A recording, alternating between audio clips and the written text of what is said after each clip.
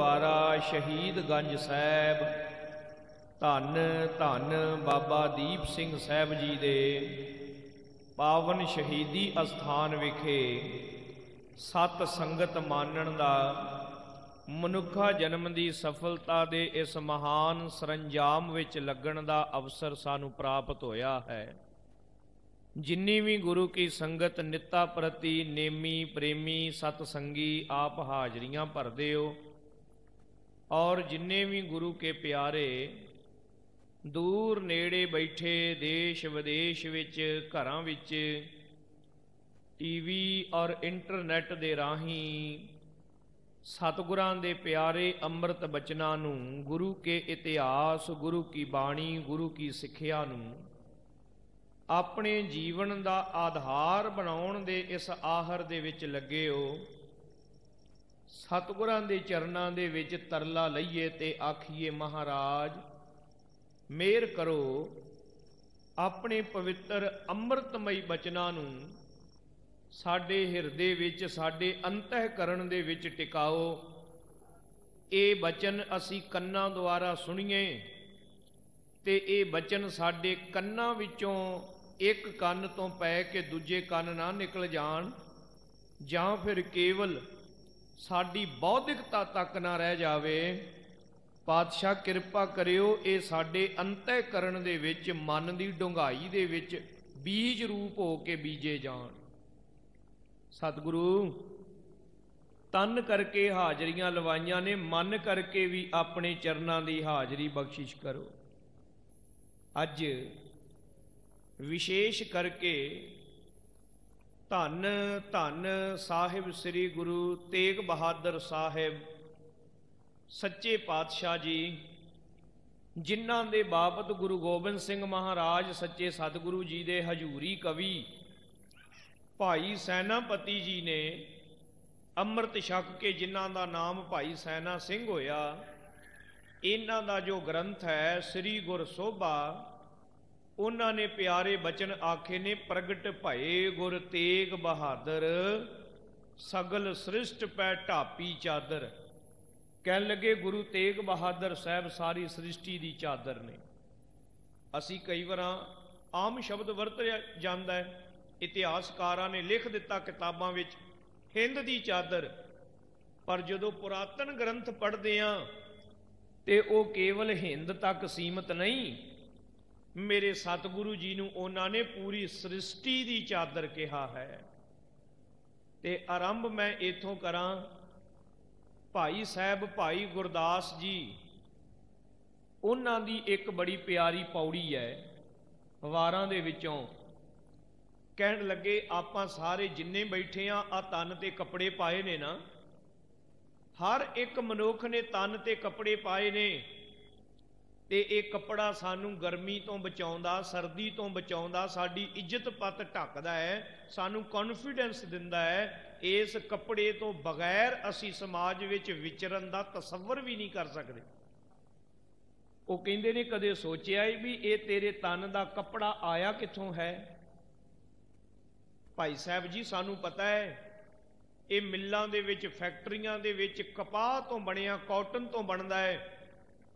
वो कहते ने कपाह कितों आउंदी है, पिछे चल ते चलदियां सानू लै जांदे ने खेतां दे विच।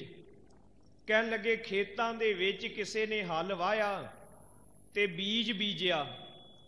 एक निक्का जिहा बीज है कॉटन सीड जिन्हों आपां कहने वड़ेवां, पंजाबी दे विच शब्द वरतदे आ वड़ेवां। भाई गुरदास साहब जी कहंदे होए वड़ेवां जग विच बीजे तन खे नाल रलाया। बूटी होए कपाह दी टिंडे हस हस आप खिड़ाया।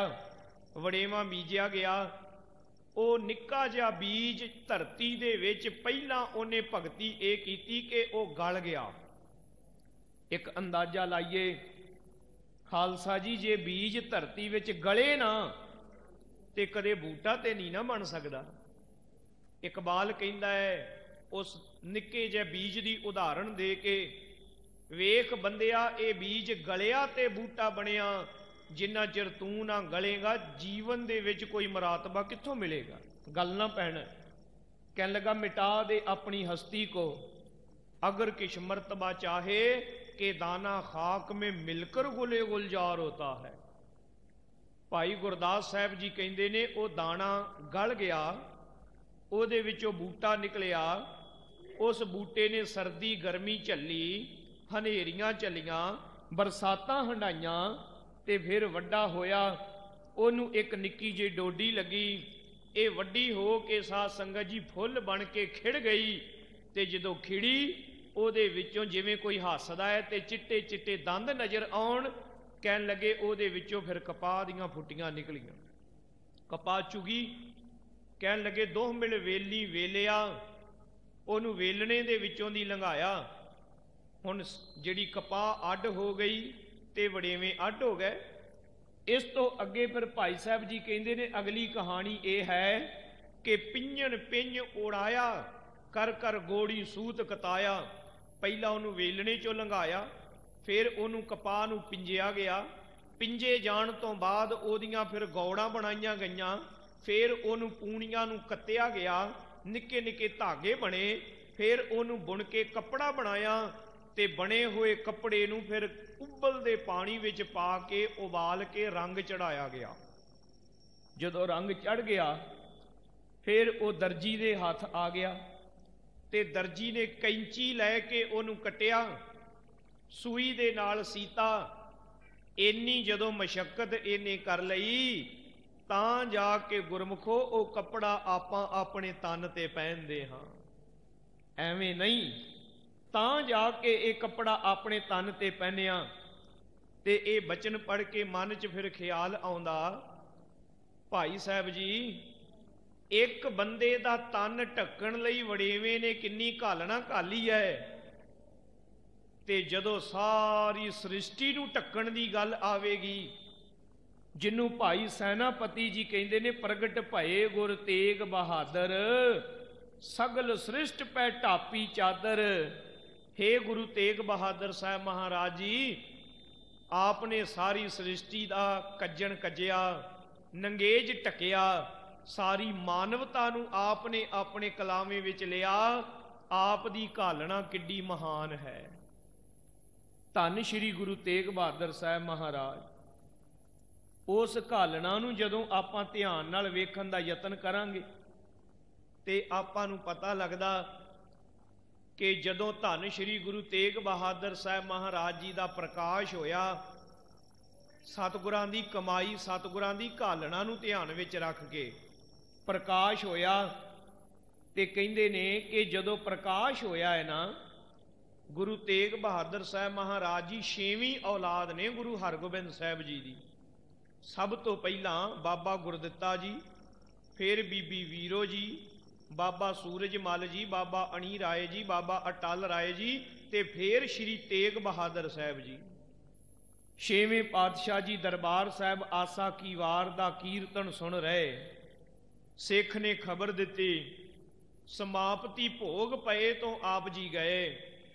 ते जदों जाके माता गंगा जी चुक के लियाए ने अपने सब तो छोटे पोतरे नूं बड़े प्रेम नाल, बड़े लाड़ ते खुशी नाल आखिया, लाल जी अज मेरे स्वामी धन श्री गुरु अर्जन देव महाराज जी का वो पावन अमृत बचन जेड़ा उन्होंने कहा सी, वधी वेल बहु पीढ़ी चाली, धर्म कला हर बंद बहाली। अज उन्हां दा बचन मैनू याद आया है। मेरे घर दे विच एक पुत्र सी ते ओनू खत्म करन दीयां साजिशां, जो लड़ीवार कथा विच आपां रोज सुन रहे हैं, ओनू खत्म करन दीयां साजिशां, तुहानू जहर देण दे लखां यतन होए ते मन घबराउंदा सी। कल्ला पुੱਤ, लोकी कहंदे कल्ला ते रुख भी नहीं होना चाहिए, मेरा पुੱਤ कल्ला। ते अज गुरु नानक ने भाग लाए ने, अज मेरे घर दे विच मेरा 5वां पोतरा आ गया, 5वां पोतरा। तो मेरे सतगुरु जी ने दर्शन करदियां करदियां आखिया सी, माता जी पिता जी दे जेड़े अमृत बचन, प्यारे बचन, वधी वेल बहु पीढ़ी चाली, धर्म कला हर बंद बहाली, तुसां बिल्कुल सच किया। ਆ ਜਿਹੜੀ ਧਰਮ ਕਲਾ ਨੂੰ ਬੰਦ ਕੇ ਬਹਾਲਣ ਵਾਲਾ ਮਹਾਂਪੁਰਖ ਤੁਹਾਡੇ ਘਰ ਦੇ ਵਿੱਚ ਆ ਗਿਆ ਹੈ। ਧਰਮ ਕਲਾ ਹਰ ਬੰਦ ਬਹਾਲੀ, ਇਹਨੂੰ ਫਿਰ ਅੱਗੇ ਜਾ ਕੇ ਕਲਗੀਧਰ ਪਾਤਸ਼ਾਹ ਜੀ ਕਹਿਣਗੇ ਧੰਨ ਗੁਰੂ ਤੇਗ ਬਹਾਦਰ ਸਾਹਿਬ ਮਹਾਰਾਜ ਜੀ ਦੀ ਕਮਾਈ, ਉਹਨਾਂ ਦੀ ਘਾਲਣਾ, ਉਹਨਾਂ ਨੇ ਕਿਵੇਂ ਧਰਮ ਦੀ ਜਿਹੜੀ ਕਲਾ ਹੈ ਇਹਨੂੰ ਬੰਨ ਕੇ ਬਹਾਲ ਦਿੱਤਾ। ਮੇਰੇ ਪਾਤਸ਼ਾਹ ਜੀ ਨੇ ਆਖਿਆ ਠੀਕਰ ਫੋਰ ਦਲੀਸ ਸਿਰ ਪ੍ਰਭਪੁਰ ਕੀਆ ਪਿਆਨ, ਤੇਗ ਬਹਾਦਰ ਸੀ ਕਿਰਿਆ ਕਰੀ ਨਾ ਕਿਨਹੂ ਆਨ। ਇਹਨਾਂ ਦੀ ਰੀਸ ਕੋਈ ਨਹੀਂ ਕਰ ਸਕਦਾ। ਮੇਰੇ ਦਾਤਾ ਜੀ ਦਾ ਬਚਨ ਹੈ ਤਿਲਕ ਜੰਨੂ ਰਾਖਾ ਪ੍ਰਭ ਤਾਕਾ, ਕੀਨੋ ਬਡੋ ਕਲੂ ਮੈਂ ਸਾਕਾ। ਹਜੂਰ ਕਹਿੰਦੇ ਨੇ ਧਰਮ ਹੇਤ ਸਾਕਾ ਜਿਨ ਕੀਆ ਸੀਸ ਦਿਆ, ਪਰ ਸਿਰ ਨਾ ਦਿਆ। ਧਰਮ ਕਲਾ ਹਰਬੰਦ ਬਹਾਲੀ। ਇਹ ਵੀ ਜ਼ਿਕਰ ਹੈ ਕਿ ਛੇਵੇਂ ਪਾਤਸ਼ਾਹ ਜੀ ਨੇ ਆਪਣੇ ਸਾਹਿਬਜ਼ਾਦੇ ਦਾ ਮੱਥਾ ਚੁੰਮਿਆ, ਤੇ ਇਹ ਵੀ ਵਰਣਨ ਕਰਦੇ ਨੇ ਵਿਦਵਾਨ ਕਿ ਮੇਰੇ ਹਜੂਰ ਨੇ ਸਾਹਿਬਜ਼ਾਦੇ ਦੇ ਚਰਨਾਂ ਨੂੰ ਚੁੰਮਿਆ ਤੇ ਆਪਣੇ ਮੱਥੇ ਦੇ ਨਾਲ ਵੀ ਛੁਹਾਇਆ। ਬਾਬਾ ਬਿਧੀ ਚੰਦ ਜੀ ਪਿੱਛੇ ਸਨ, ਹੈਰਾਨੀ ਨਾਲ ਵੇਖਿਆ, ਕਹਿਣ ਲੱਗੇ ਹੇ ਸਤਿਗੁਰੂ ਸੱਚੇ ਪਾਤਸ਼ਾਹ, ਆਪ ਜੀ ਨੇ ਇੱਕ ਤਾਂ ਬਚਨ ਕੀਤਾ ਕਿ ਧਰਮ ਦੀ ਕਲਾ ਨੂੰ ਬੰਦ ਬਹਾਲਣ ਵਾਲਾ ਮਹਾਂਪੁਰਖ ਆਇਆ ਹੈ, ਤੇ ਇੱਕ ਆਪ ਨੇ ਕੰਮ ਇਹ ਕੀਤਾ ਕਿ ਬਾਲਕ ਦੇ ਚਰਨਾਂ ਨੂੰ ਆਪਣੇ ਮੱਥੇ ਨਾਲ ਛੁਹਾਇਆ, ਨਮਸਕਾਰ ਕੀਤਾ। ਤਾਂ ਮੇਰੇ ਹਜੂਰ ਨੇ ਆਖਿਆ ਸੀ ਭਾਈ ਬਿਧੀ ਚੰਦ ਜੀ, ਕੋਲ ਹੀ ਮਾਤਾ ਗੰਗਾ ਜੀ ਖੜੇ ਨੇ, ਕੋਲ ਹੀ ਹੋਰ ਸਿੱਖ ਵੀ ਖੜੇ ਨੇ। ਆਖਿਆ ਗੁਰਮੁਖੋ, ਇਹ ਉਹ ਮਹਾਂਪੁਰਖ ਹੈ ਜਿਸ ਮਹਾਂਪੁਰਖ ਨੇ ਸੰਸਾਰ ਨੂੰ ਡਿੱਗਦੇ ਹੋਏ ਨੂੰ ਆਸਰਾ ਦੇਣਾ ਹੈ, ਜਿਨੇ ਜਗਤ ਨੂੰ ਥੰਮਣਾ ਹੈ, ਜਿਨੇ ਸੰਸਾਰ ਦੇ ਵਿੱਚ ਮਾਨਵਤਾ ਜਿਉਂਦੀ ਰੱਖਣੀ ਹੈ।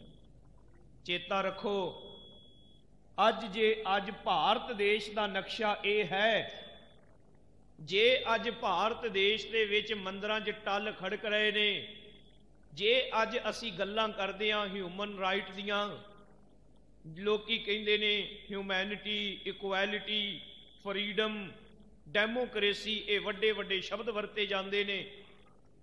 ਗੁਰੂ ਤੇਗ ਬਹਾਦਰ ਜੀ ਦਾ ਅੱਜ ਦਾ ਦਿਹਾੜਾ ਇਹਨਾਂ ਸਾਰੇ ਸ਼ਬਦਾਂ ਦਾ ਰੱਖਿਆ ਹੈ।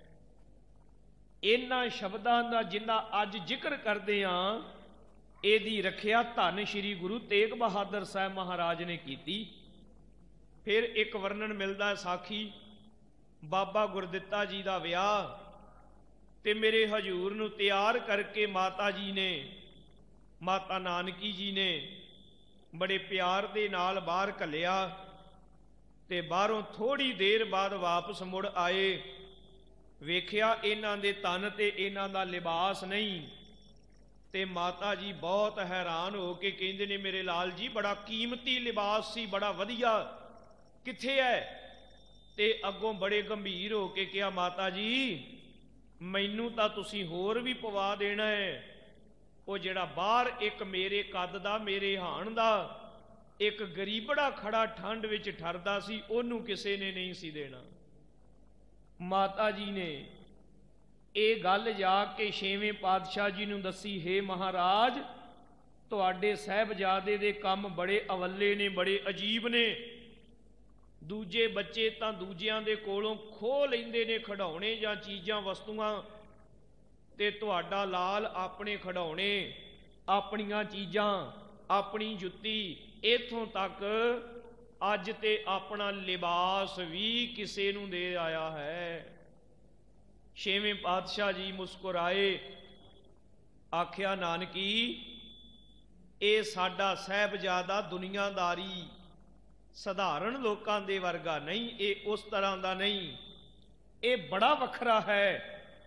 ਕਹਿਣ ਲੱਗੇ ਲਿਬਾਸ ਤੋਂ ਦੁਖੀ ਕਿਉਂ ਨਹੀਂ ਹੈ? ਅੱਜ ਤਾਂ ਲਿਬਾਸ ਦੇ ਕੇ ਆਇਆ, ਜੇ ਕਿਤੇ ਸਮਾਂ ਬਣ ਆਇਆ ਇਹ ਗਰੀਬਾਂ ਤੇ ਦੁਖਿਆਰਿਆਂ ਲਈ ਆਪਣੇ ਸਵਾਸ ਵੀ ਦੇ ਦੇਵੇਗਾ। ਕੱਲਾ ਲਿਬਾਸ ਨਹੀਂ, ਇਹ ਉਹ ਮਹਾਂਪੁਰਖ ਹੈ ਜਿਹੜਾ ਗਰੀਬਾਂ ਤੇ ਦੁਖਿਆਰਿਆਂ ਲਈ ਆਪਣੇ ਸਵਾਸ ਵੀ ਦੇਵੇਗਾ। ਧੰਨ ਮੇਰੇ ਸਤਿਗੁਰੂ ਜੀ, ਮੇਰੇ ਸਤਿਗੁਰਾਂ ਦਾ ਨਾਮ ਰੱਖਿਆ ਹੈ ਤੇਗ ਬਹਾਦਰ। ਲੋਕ ਇਹਦਾ ਅਰਥ ਸਮਝਦੇ ਨੇ ਕਿ ਤੇਗ ਬਹਾਦਰ ਦਾ ਮਤਲਬ ਹੈ ਜਿਹਦੇ ਹੱਥ ਦੇ ਵਿੱਚ ਤੇਗ ਹੈ ਤੇ ਬੜੀ ਬਹਾਦਰੀ ਨਾਲ ਤੇਗ ਚਲਾਉਂਦਾ ਪਿਆ ਹੈ, ਪਰ ਉਹ ਨਾਮ ਰੱਖਣ ਲੱਗਿਆ ਮੇਰੇ ਪਾਤਸ਼ਾਹ ਜੀ ਦਾ ਧਿਆਨ ਕੇਵਲ ਇਸ ਗੱਲ ਵੱਲ ਨਹੀਂ ਹੈ ਕਿ ਕੱਲੀ ਤੇਗ ਚਲਾ ਕੇ ਬਹਾਦਰੀ ਹੈ। ਮੇਰੇ ਸਤਿਗੁਰੂ ਜੀ ਨੇ ਇਹ ਨਾਮ ਤਾਂ ਰੱਖਿਆ, ਜਿੱਦਣ ਤੇਗ ਦੁਸ਼ਮਣ ਦੇ ਹੱਥ ਵਿੱਚ ਹੋਵੇਗੀ ਤੇ ਗਰਦਨ ਆਪਣੀ ਕਟਾਉਣੀ ਹੋਵੇਗੀ, ਮੇਰਾ ਲਾਲ ਉਦਣ ਵੀ ਇਸੇ ਤਰ੍ਹਾਂ ਬਹਾਦਰੀ ਵਿਖਾਵੇਗਾ। ਤੇਗ ਆਪਣੇ ਹੱਥ ਵਿੱਚ ਹੋਵੇ, ਬਹੁਤ ਬਹਾਦਰ ਆ ਜਾਣਗੇ ਬਹਾਦਰੀ ਵਿਖਾਉਣ ਵਾਲੇ। ਜਿੱਦਣ ਤੇਗ ਦੁਸ਼ਮਣ ਦੇ ਹੱਥ ਵਿੱਚ ਹੋਵੇ, ਗਰਦਨ ਆਪਣੀ ਕਟਵਾਉਣੀ ਹੋਵੇ, ਉਦਣ ਧੰਨ ਸ਼੍ਰੀ ਗੁਰੂ ਤੇਗ ਬਹਾਦਰ ਤੋਂ ਸਿਵਾਏ ਹੋਰ ਕੋਈ ਨਜ਼ਰ ਨਹੀਂ ਆਵੇਗਾ। ਇਹ ਸਾਖੀਆਂ ਸੁਣਦੇ ਕਰਤਾਰਪੁਰ ਦੀ ਜੰਗ ਵਿੱਚ ਆਪ ਨੇ ਜੂਝਣਾ। ਕੇਵਲ 13 ਸਾਲ ਦੀ ਉਮਰ ਦੇ ਵਿੱਚ, 12 ਸਾਲ ਦੀ ਉਮਰ ਵਿੱਚ ਆਪ ਜੀ ਦਾ ਆਨੰਦ ਕਾਰਜ ਮਾਤਾ ਗੁਜਰੀ ਜੀ ਦੇ ਨਾਲ ਹੋਇਆ। ਬਾਬਾ ਲਾਲ ਚੰਦ ਜੀ ਦੀ ਸੁਪੁੱਤਰੀ ਮੇਰੇ ਸਤਿਗੁਰੂ ਜੀ 6ਵੇਂ ਪਾਤਸ਼ਾਹ ਜੀ ਪਰਿਵਾਰ ਨੂੰ ਨਾਲ ਲੈ ਕੇ ਫਿਰ ਕੀਰਤਪੁਰ ਗਏ। ਇਹ ਤੋਂ ਵਰਣਨ ਮਿਲੇਗਾ ਕਿ ਗੁਰੂ ਹਰਗੋਬਿੰਦ ਸਾਹਿਬ ਜੀ ਜੋਤੀ ਜੋਤ ਸਮਾਉਣ ਤੋਂ ਪਹਿਲਾਂ ਇਹ ਹੁਕਮ ਦੇ ਗਏ ਕਿ ਬਾਬਾ ਤੇਗ ਬਹਾਦਰ ਜੀ ਤੇ ਮਾਤਾ ਨਾਨਕੀ ਜੀ ਇੱਥੇ ਨਾ ਰਹਿਣ, ਇਹ ਚਲੇ ਜਾਣ ਬਕਾਲੇ ਨਗਰ ਦੇ ਵਿੱਚ। ਉੱਥੇ ਫਿਰ ਮੇਰੇ ਹਜ਼ੂਰ ਨੇ ਪਿਤਾ ਜੀ ਦੇ ਹੁਕਮ ਅਨੁਸਾਰ, ਜਿੱਤੇ ਗੁਰਮਤਿ ਦੇ ਪ੍ਰਚਾਰ ਤੇ ਪਸਾਰ ਦਾ ਵੀ ਜ਼ਿਕਰ ਆਉਂਦਾ ਹੈ, ਉੱਥੇ ਸਾਧ ਸੰਗਤ ਜੀ ਆਪ ਜੀ ਦਾ ਚੌਂਕੜਾ ਲਾ ਕੇ ਬੈਠ ਕੇ ਭਗਤੀ ਕਰਨ ਦਾ, ਸਿਮਰਨ ਕਰਨ ਦਾ, ਦਾਤੇ ਦੇ ਨਾਮ ਦੇ ਵਿੱਚ ਏਦਾਂ ਲੀਨ ਹੋਣ ਦਾ ਜ਼ਿਕਰ ਹੈ ਜਿਵੇਂ ਆਪ ਜੀ ਦੀ ਬਾਣੀ ਕਹਿੰਦੀ ਹੈ ਨਾ ਕਿ ਮੱਛੀ ਪਾਣੀ ਵਿੱਚ ਤੈਰਦੀ ਹੈ ਮਸਤ ਹੋ ਕੇ, ਭਾਈ ਏਦਾਂ ਨਾਮ ਜਪੀਏ। ਮੇਰੇ ਸਤਿਗੁਰੂ ਜੀ ਦਾ ਬਚਨ ਹੈ, ਗੁਣ ਗੋਬਿੰਦ ਗਾਇਓ ਨਹੀਂ, ਜਨਮ ਅਕਾਰਥ ਕੀਨ, ਕਹੋ ਨਾਨਕ ਹਰ ਭਜ ਮਨਾ, ਜਿਹ ਬਿਦ ਜਲ ਕੋ ਮੀਨ। ਜਿਵੇਂ ਮੱਛੀ ਪਾਣੀ ਨੂੰ ਧਿਆਉਂਦੀ ਹੈ, ਜਿਵੇਂ ਮੱਛੀ ਪਾਣੀ ਦੇ ਵਿੱਚ ਆਨੰਦ ਮਾਣਦੀ ਹੈ, ਏਦਾਂ ਹੀ ਗੁਰੂ ਤੇਗ ਬਹਾਦਰ ਜੀ ਵਾਹਿਗੁਰੂ ਦੇ ਨਾਮ ਦੇ ਵਿੱਚ ਟਿਕੇ ਰਹੇ। ਸਮਾਂ ਲੰਘਦਾ ਰਿਹਾ। ਗੁਰੂ ਹਰਿਰਾਏ ਸਾਹਿਬ ਜੀ ਜੋਤੀ ਜੋਤ ਸਮਾਏ। ਗੁਰੂ ਹਰਕ੍ਰਿਸ਼ਨ ਸਾਹਿਬ ਜੀ ਗੁਰਤਾ ਗੱਦੀ ਤੇ ਬਿਰਾਜੇ। ਗੁਰੂ ਹਰਕ੍ਰਿਸ਼ਨ ਸਾਹਿਬ ਜੀ ਜੋਤੀ ਜੋਤ ਸਮਾਉਣ ਤੋਂ ਪਹਿਲਾਂ ਇਹ ਬਚਨ ਕਹਿ ਗਏ, ਬਾਬਾ ਬਸੇ ਜੇ ਗ੍ਰਾਮ ਬਕਾਲੇ, ਬਨ ਗੁਰ ਸੰਗਤ ਸਗਲ ਸੰਭਾਲੇ। ਫਿਰ ਆਪਾਂ ਇਤਿਹਾਸ ਮੈਂ ਸੰਖੇਪ 'ਚ ਅਰਜ਼ ਕਰਨ ਲੱਗਾ। ਬਾਬਾ ਬਕਾਲਾ ਸਾਹਿਬ 22 ਮੰਜੀਆਂ ਲੱਗ ਗਈਆਂ, ਤੇ ਧਿਆਨ ਦਿਓ ਅੱਜ 22 ਦੀ ਜਗ੍ਹਾ ਤੇ 2200 ਛੱਡ ਕੇ 22,000 ਤੋਂ ਵੀ ਜ਼ਿਆਦੀਆਂ ਮੰਜੀਆਂ ਲੱਗੀਆਂ ਹੋਈਆਂ ਨੇ ਜਿਹੜੇ ਗੁਰੂ ਗ੍ਰੰਥ ਸਾਹਿਬ ਦੇ ਸ਼ਰੀਕ ਨੇ। ਪਰ ਸਾਧ ਸੰਗਤ ਜੀ ਅਫਸੋਸ ਇਸ ਗੱਲ ਦਾ ਨਹੀਂ ਹੈ ਵੀ 22,000 ਮੰਜੀਆਂ ਨੇ, ਅਫਸੋਸ ਇਸ ਗੱਲ ਦਾ ਹੈ ਅੱਜ ਜੇ ਕੋਈ ਮੱਖਣ ਸ਼ਾਹ ਆ ਕੇ ਹੋਕਾ ਦੇਵੇ ਸੱਚਾ ਗੁਰੂ ਗੁਰੂ ਗ੍ਰੰਥ ਸਾਹਿਬ ਹੈ, ਮੈਨੂੰ ਖਿਮਾ ਕਰਨਾ, ਅਸੀਂ ਉਹਦੀ ਆਵਾਜ਼ ਸੁਣਨ ਲਈ ਵੀ ਤਿਆਰ ਨਹੀਂ ਹੁੰਦੇ। ਇੰਨੇ ਅਵੇਸਲੇ ਆ, ਇੰਨੇ ਸੌਂ ਗਏ ਆ, ਕਦੇ ਕਿਸੇ ਪਖੰਡੀ ਕਦੇ ਕਿਸੇ ਪਖੰਡੀ ਦੇ ਅੱਗੇ। ਉਦਣ ਬਾਬਾ ਮੱਖਣ ਸ਼ਾਹ ਲੁਬਾਣੇ ਨੇ ਹੋਕਾ ਦਿੱਤਾ, ਸਿੱਖ ਸਾਵਧਾਨ ਹੋ ਗਏ। ਗੁਰੂ ਤੇਗ ਬਹਾਦਰ ਸਾਹਿਬ ਜੀ ਗੁਰੂ ਬਣੇ, ਮਾਲਵੇ ਦੀ ਧਰਤੀ ਤੇ ਪ੍ਰਚਾਰ ਕੀਤਾ। ਇਹ ਪਹਾੜਾਂ ਦਾ ਇਲਾਕਾ ਕੀਰਤਪੁਰ ਸਾਹਿਬ, ਆਨੰਦਪੁਰ ਸਾਹਿਬ, ਇੱਧਰ ਪ੍ਰਚਾਰ ਕੀਤਾ। ਇੱਥੇ ਫਿਰ ਮੁੱਲ ਦੇ ਕੇ, ਪੈਸੇ ਦੇ ਕੇ, ਭਾਵੇਂ ਕਿ ਰਾਣੀ ਕਹਿੰਦੀ ਰਹੀ ਮਹਾਰਾਜ ਮੈਂ ਪੈਸੇ ਨਹੀਂ ਲੈਣੇ, ਮੈਂ ਇਹ ਜ਼ਮੀਨ ਦਾਨ ਕਰਨਾ ਚਾਹੁੰਦੀ ਹਾਂ, ਪਰ ਸਤਿਗੁਰੂ ਜੀ ਜਾਣਦੇ ਨੇ ਅੰਤਰਜਾਮੀ ਤੂੰ ਦਾਨ ਕਰੇਂਗੀ ਤੇਰਾ ਪੁੱਤਰ ਕਿਰਾਇਆ ਮੰਗਣ ਆ ਜਾਏਗਾ ਭੀਮ ਚੰਦ। ਸਤਿਗੁਰੂ ਅੰਤਰਜਾਮੀ ਜਾਣਦੇ ਨੇ ਕੱਲ ਨੂੰ ਬਖੇੜੇ ਪੈਦਾ ਹੋਣੇ। ਕਹਿਣ ਲੱਗੇ ਬੀਬੀ ਰਾਣੀ ਤੇਰੇ ਮਨ ਦੀ ਭਾਵਨਾ ਹੈ, ਅਸੀਂ ਮੰਨਦੇ ਹਾਂ, ਪਰ ਗੁਰੂ ਨਾਨਕ ਦੇ ਘਰ ਦਾ ਅਸੂਲ ਹੈ ਜਦੋਂ ਅਸੀਂ ਨਗਰ ਵਸਾਉਣਾ ਹੈ ਇਹਦਾ ਮੁੱਲ ਤਾਰ ਕੇ ਵਸਾਉਣਾ, ਕਿਉਂਕਿ ਅੰਮ੍ਰਿਤਸਰ ਸਾਹਿਬ ਵੀ ਦਾਨ ਦੀ ਧਰਤੀ ਤੇ ਨਹੀਂ ਬਲਕਿ ਪੈਸੇ ਦੇ ਕੇ ਖਰੀਦੀ ਹੋਈ ਧਰਤੀ ਤੇ ਵਸਿਆ ਹੈ। ਇਹ ਭੁੱਲ ਨਾ ਜਾਈਏ ਕਦੇ, ਕਿਉਂਕਿ ਕਈ ਇਦਾਂ ਦੀਆਂ ਲਿਖਤਾਂ ਲਿਖਦੇ ਨੇ ਜੀ ਅੰਮ੍ਰਿਤਸਰ ਵਸਾਉਣ ਲਈ ਅਕਬਰ ਨੇ ਜ਼ਮੀਨ ਦਿੱਤੀ, ਨਹੀਂ, ਇਹ ਮੁੱਲ ਖਰੀਦੀ ਹੈ। 700 ਅਕਬਰੀ ਸਿੱਕੇ ਦਿੱਤੇ ਸਨ ਉਹਨਾਂ ਜ਼ਮਾਨਿਆਂ ਦੇ। ਆਨੰਦਪੁਰ ਵਸਾਇਆ।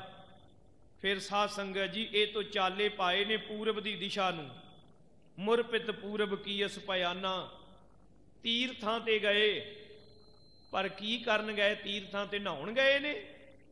ਨਹੀਂ ਪਿਆਰਿਓ, ਤੀਰਥ ਉਦਮ ਸਤਿਗੁਰ ਕੀਆ, ਸਭ ਲੋਕ ਉਧਾਰਨ ਅਰਥਾ। ਗੁਰੂ ਸਾਹਿਬ ਤੀਰਥਾਂ ਤੇ ਗਏ ਲੋਕਾਂ ਦਾ ਉਧਾਰ ਕਰਨ, ਪਾਪੀਆਂ ਦੇ ਪਾਪ ਬਖਸ਼ੇ, ਨਾਮ ਵੱਲ ਲਾਇਆ, ਹਲੂਣਾ ਦਿੱਤਾ। ਜਾਗ ਲੈ ਹੋ ਰੇ ਮਨਾ, ਜਾਗ ਲੈ ਹੋ, ਕਹਾਂ ਗਾਫਲ ਸੋਇਆ। ਕਰਮ ਕਾਂਡਾਂ ਚੋਂ ਕੱਢਿਆ। ਫਿਰ ਸਾਧ ਸੰਗਤ ਜੀ ਬੰਗਾਲ ਵਿੱਚ, ਅਸਾਮ ਵਿੱਚ ਜਿੱਤੇ ਧਰਮ ਦਾ ਪ੍ਰਚਾਰ ਕੀਤਾ, ਉੱਥੇ ਨਾਲ ਦੀ ਨਾਲ 2 ਰਾਜਿਆਂ ਦਾ ਜੰਗ ਰੋਕ ਕੇ ਉਹਨਾਂ ਵਿੱਚ ਸੁਲ੍ਹਾ ਸਫਾਈ ਕਰਵਾਈ। ਲੱਖਾਂ ਮਾਵਾਂ ਦੇ ਪੁੱਤ ਮਰਨੋਂ ਬਚਾਏ। ਤੇ ਮੇਰੇ ਹਜ਼ੂਰ ਨੇ ਉਪਦੇਸ਼ ਦਿੱਤਾ, ਜੇ ਮਰਨਾ ਹੀ ਹੈ ਤੇ ਭਾਈ ਪਰ ਉਪਕਾਰ ਲਈ ਮਰਨਾ ਚਾਹੀਦਾ, ਜਰ ਜੋਰੂ ਤੇ ਜ਼ਮੀਨ ਖਾਤਰ ਨਹੀਂ। ਜਰ ਦਾ ਮਤਲਬ ਹੈ ਆਪਣਾ ਅਭਿਮਾਨ, ਹਉਮੈ। ਜੋਰੂ ਮਤਲਬ ਕਿਸੇ ਔਰਤ ਦੇ ਬਦਲੇ। ਉਹ ਜ਼ਿਕਰ ਆਉਂਦਾ ਹੈ ਨਾ ਉਹਨਾਂ ਜ਼ਮਾਨਿਆਂ ਦਾ, ਜਾ ਕੀ ਕੰਨਿਆ ਸੁੰਦਰ ਦੇਖੀ ਤਾ ਪਰ ਜਾਏ ਧਰੀ ਤਲਵਾਰ। ਇਹ ਤਰੀਕੇ ਸਨ ਉਹਨਾਂ ਰਾਜਿਆਂ ਦੀਆਂ ਲੜਾਈਆਂ ਦੇ।